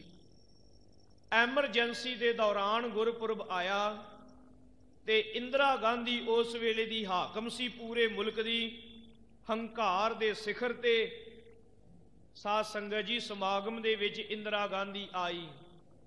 ਉਹਨੇ ਭਾਸ਼ਣ ਦਿੱਤਾ ਤੇ ਭਾਸ਼ਣ ਦਿੰਦੀ ਹੋਈ ਨੇ ਇਹ ਸ਼ਬਦ ਵਰਤੇ ਕਿ ਸਿੱਖਾਂ ਨੂੰ ਮਾਣ ਹੋਣਾ ਚਾਹੀਦਾ ਹੈ। ਜਿਹੜੇ ਦਿੱਲੀ ਦੇ ਤਖਤ ਨੇ ਕਦੇ ਗੁਰੂ ਤੇਗ ਬਹਾਦਰ ਜੀ ਦੇ ਕਤਲ ਦਾ ਹੁਕਮ ਜਾਰੀ ਕੀਤਾ ਸੀ, ਅੱਜ ਉਹ ਦਿੱਲੀ ਦਾ ਤਖਤ ਚੱਲ ਕੇ ਗੁਰੂ ਤੇਗ ਬਹਾਦਰ ਜੀ ਨੂੰ ਸ਼ਰਧਾਂਜਲੀ ਦੇਣ ਆਇਆ ਹੈ। ਇਹ ਬਚਨ ਉਹਨੇ ਕਹੇ। ਹੰਕਾਰ ਉਹਦੇ ਸਿਰ ਤੇ ਚੜਿਆ ਹੋਇਆ। ਸੰਤ ਗਿਆਨੀ ਕਰਤਾਰ ਸਿੰਘ ਜੀ ਖਾਲਸਾ ਪਿੰਡਰਾਂ ਵਾਲੇ ਮਹਾਂਪੁਰਖ ਉਹ ਫਿਰ ਮਗਰੇ ਉੱਠ ਕੇ ਖੜੇ ਹੋ ਗਏ। ਧੱਕੇ ਨਾਲ ਕਹਿਣ ਲੱਗੇ ਮੈਂ ਬੋਲਣਾ ਹੈ। ਮੈਕ ਜਾ ਫੜਿਆ ਤੇ ਇੰਦਰਾ ਗਾਂਧੀ ਅਜੇ ਤੁਰਨ ਲੱਗੀ ਸੀ। ਕਹਿਣ ਲੱਗੇ ਬੀਬੀ ਜੀ ਗੱਲ ਸੁਣ ਕੇ ਜਾਇਓ। ਉਹਨੇ ਸੋਚਿਆ ਜਿਵੇਂ ਆਮ ਹੁੰਦਾ ਹੈ ਵੀ ਮੇਰੀ ਖਣੀ ਤਾਰੀਫ ਕਰਨਗੇ, ਵਡਿਆਈ ਕਰਨਗੇ। ਇਦਾਂ ਹੀ ਹੁੰਦਾ ਨਾ, ਹਾਕਮ ਸਾਹਮਣੇ ਹੋਵੇ ਤੇ ਮੇਰੇ ਵਰਗਾ ਕਹਿੰਦਾ ਇਹਨੂੰ ਖੁਸ਼ ਕਰ ਲਓ। ਉਹ ਪੂਰਾ ਭਾਂਡਾ ਮਹਾਂਪੁਰਖ ਰੰਗ ਵਿੱਚ ਰੰਗੀ ਹੋਈ ਰੂਹ। ਉਹਨੇ ਆਖਿਆ ਬੀਬੀ ਇੱਕ ਗੱਲ ਸੁਣ ਲੈ, ਜੇ ਅੱਜ ਇਹ ਹੰਕਾਰ ਦੇ ਬੋਲ ਬੋਲੇ ਵੀ ਦਿੱਲੀ ਦਾ ਤਖਤ ਮੱਥਾ ਟੇਕਣ ਆਇਆ, ਕਹਿਣ ਲੱਗੇ ਜੇ ਗੁਰੂ ਤੇਗ ਬਹਾਦਰ ਸਾਹਿਬ ਸ਼ਹੀਦੀ ਨਾ ਦਿੰਦੇ ਤੂੰ ਬੁਰਕਾ ਪਾ ਕੇ ਕਿਸੇ ਮੀਆਂ ਦੇ ਘਰ ਵਿੱਚ ਬੈਠੀ ਹੋਣਾ ਸੀ, ਤੈਨੂੰ ਕਿੰਨੇ ਦਿੱਲੀ ਦੇ ਤਖਤ ਤੇ ਪਾਉਣਾ ਸੀ। ਕਹਿਣ ਲੱਗੇ ਚੇਤਾ ਰੱਖੀ ਜਿੰਨੇ ਤੇਰੇ ਸਰੀਰ ਤੇ ਰੋਮ ਨੇ ਇੰਨੇ ਵਾਰ ਜਨਮ ਲੈ ਕੇ ਆਪਣਾ ਸਿਰ ਵੱਢ ਕੇ ਗੁਰੂ ਤੇਗ ਬਹਾਦਰ ਜੀ ਦੇ ਚਰਨਾਂ 'ਚ ਚੜਾ ਦੇਵੇਂ ਤਾਂ ਵੀ ਤੇਰੇ ਸਿਰੋਂ ਕਰਜ਼ਾ ਨਹੀਂ ਉਹ ਲੈਣਾ। ਇਹ ਬੇਬਾਕ ਬੋਲ ਮਹਾਂਪੁਰਖਾਂ ਦੇ। ਧੰਨ ਗੁਰੂ ਤੇਗ ਬਹਾਦਰ ਸਾਹਿਬ ਦੇ ਵਾਰਸ ਬਣਨਾ ਸੌਖਾ ਨਹੀਂ। ਕਿਸੇ ਹਿੰਦੂ ਵੀਰ ਨੇ ਬੜੇ ਪਿਆਰੇ ਬਚਨ ਕਹੇ। ਇੱਕ ਭਰੀ ਸਭਾ ਵਿੱਚ ਖਲੋ ਕੇ ਕਹਿੰਦਾ ਹੈ, ਲੋਕੋ ਆ ਜਿਹੜਾ ਮੇਰੇ ਮੱਥੇ ਤੇ ਤਿਲਕ ਲੱਗਾ ਹੈ ਇਹ ਗੁਰੂ ਤੇਗ ਬਹਾਦਰ ਸਾਹਿਬ ਦਾ ਖੂਨ ਹੈ। ਆ ਜਿਹੜਾ ਮੇਰੇ ਗਲ ਜਨੇਊ ਪਿਆ ਹੋਇਆ ਹੈ ਇਹ ਗੁਰੂ ਤੇਗ ਬਹਾਦਰ ਸਾਹਿਬ ਦੀਆਂ ਆਂਦਰਾਂ ਹਨ। ਅੱਜ ਦਾ ਦਿਨ ਪੂਰੇ ਭਾਰਤ ਦੇ ਵਾਸੀਆਂ ਨੂੰ ਯਾਦ ਕਰਾਉਂਦਾ ਹੈ। ਭਾਰਤ ਦੇ ਲੋਕੋ, ਖਾਸ ਕਰਕੇ ਜਿੰਨੇ ਬੋਧੀ ਜੈਨੀ ਹਿੰਦੂ ਨੇ, ਗੁਰੂ ਤੇਗ ਬਹਾਦਰ ਸਾਹਿਬ ਜੀ ਦਾ ਨਾਮ ਕਦੇ ਭੁੱਲ ਨਾ ਜਾਇਓ। ਚੇਤਾ ਰੱਖੋ ਇਹ ਨਹੀਂ ਹੈ ਕਿ ਗੁਰੂ ਤੇਗ ਬਹਾਦਰ ਜੀ ਨੇ ਇੱਕ ਵਾਰ ਰੱਖਿਆ ਕੀਤੀ। ਗੁਰੂ ਤੇਗ ਬਹਾਦਰ ਦੇ ਵਾਰਸਾਂ ਨੇ ਅੱਜ ਤੱਕ ਵੀ ਤੇ ਅੱਜ ਵੀ ਤੇ ਆਉਣ ਵਾਲੇ ਸਮੇਂ ਵਿੱਚ ਵੀ ਇਸ ਦੇਸ਼ ਦੀ ਰੱਖਿਆ ਕਰਨੀ ਹੈ। ਜੇ ਗੁਰੂ ਤੇਗ ਬਹਾਦਰ ਦਾ ਵਾਰਸ ਅੱਜ ਕਿਤੇ ਜਾ ਕੇ ਚੀਨ ਦੀਆਂ ਸਰਹੱਦਾਂ ਤੇ ਨਾ ਖਲੋਤਾ ਹੋਵੇ ਤੇ ਚੇਤਾ ਰੱਖਣਾ ਚੀਨ ਰਾਖਸ਼ ਬਣ ਕੇ ਸਾਰੇ ਹਿੰਦੁਸਤਾਨ ਨੂੰ ਚੱਬ ਜਾਵੇਗਾ। ਅੱਜ ਵੀ ਜੇ ਇਹ ਦੇਸ਼ ਸੁਰੱਖਿਅਤ ਹੈ ਉਹ ਗੁਰੂ ਤੇਗ ਬਹਾਦਰ ਸਾਹਿਬ ਦੇ ਵਾਰਸਾਂ ਕਰਕੇ ਹੀ ਸੁਰੱਖਿਅਤ ਹੈ। ਸੋ ਖਾਲਸਾ ਜੀ, ਸਤਿਗੁਰੂ ਜੀ ਕਿਰਪਾ ਕਰਨ, ਧੰਨ ਗੁਰੂ ਤੇਗ ਬਹਾਦਰ ਜੀ ਦੇ ਚਰਨਾਂ ਦੀ ਧੂੜ ਸਾਡੇ ਮੱਥੇ ਲੱਗ ਜਾਵੇ, ਸਾਡਾ ਵੀ ਜਨਮ ਧੰਨ ਹੋ ਜਾਏ। ਲੜੀਵਾਰ ਕਥਾ ਦੇ ਦਰਸ਼ਨ ਮਾਤਰ ਆਪਾਂ ਦਰਸ਼ਨ ਕਰ ਲਈਏ ਕਿ